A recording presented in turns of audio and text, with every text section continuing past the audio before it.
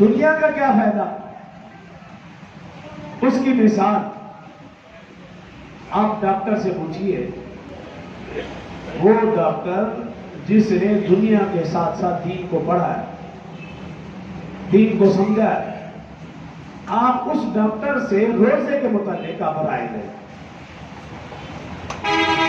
وہ ڈاکٹر جس نے دنیا کے ساتھ ساتھ دین کو پڑھا ہے، اگر صرف دنیا والے ڈاکٹر کے پاس جاؤ گے تو وہ صرف دنیا کی بات کرے گا، دین کی طرف اس کی توجہ ہے ہی نہیں، اس کی نظر ہے ہی نہیں، وہ خود دین کو اہمیت نہیں دیتا، تو تمہاری بیماری اور دیگر معاملات میں وہ دین کو کیا اہمیت دے گا؟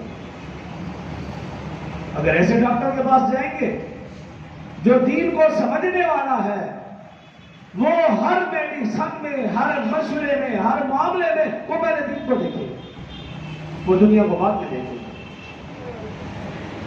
ہم اپنے ڈاکٹر کی بات کر لیں، حافظ ماجد صاحب، ڈاکٹر ماجد صاحب بیٹھے،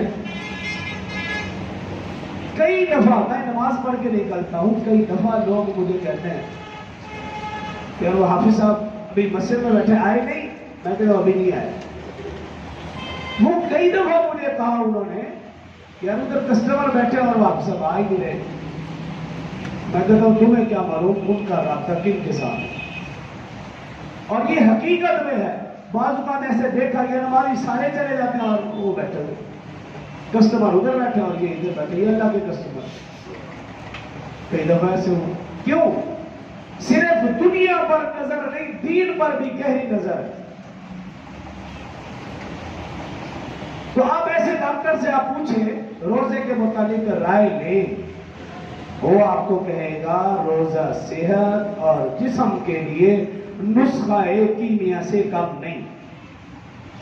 سارا سال طرح طرح کے کھانے کھانے سے انسان کا معدہ اور آنتڑیاں اور نظام انہضام خراب ہو چکا ہے۔ ایک ماہ روزہ رکھیں، معدہ صاف، آنتڑیوں کی صفائی، یوں سمجھیے جیسے ایک مکینک موٹر سائیکل یا گاڑی کی ٹیوننگ کرتا ہے، یہ ایک مہینہ ہمارے جسم کی ٹیوننگ ہے۔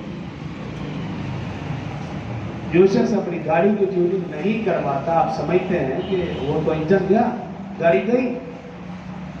اسی طرح اگر کوئی شخص سال میں ایک مہینہ اس گاڑی، اس جسم کی نظام انہضام کی ٹیوننگ نہیں کروائے گا، ایک نہ ایک دن یہ انجن بہت جلد بیٹھ جائے گا، ڈیڈ باڈی۔ آپ زیادہ لمبا عرصہ نہیں گزار سکتے۔ لیکن افسوس، آج کا مسلمان ڈاکٹر کے کہنے پر حلال چھوڑنے کو تیار ہے، اللہ کے کہنے پر حرام چھوڑنے کو تیار نہیں۔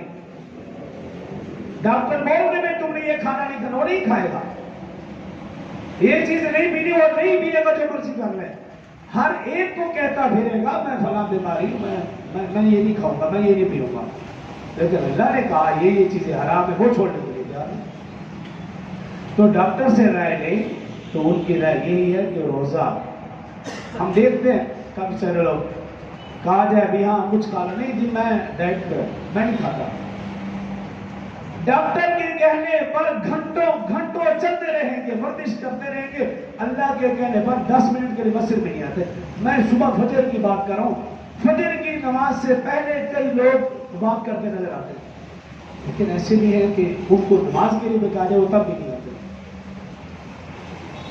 میرا دعویٰ ہے جو شخص 5 روزانہ نماز پوری پڑھتا ہے، پوری نوافل سمیت، اس کو کسی ورزش کی ضرورت نہیں، اور سنت کے مطابق بر وقت کھانا کھا لے، اس کو بیماری لگ نہیں سکتی۔ بیماری تب لگتی ہے جب ہم بے وقت اور ضرورت سے زیادہ کھاتے ہیں۔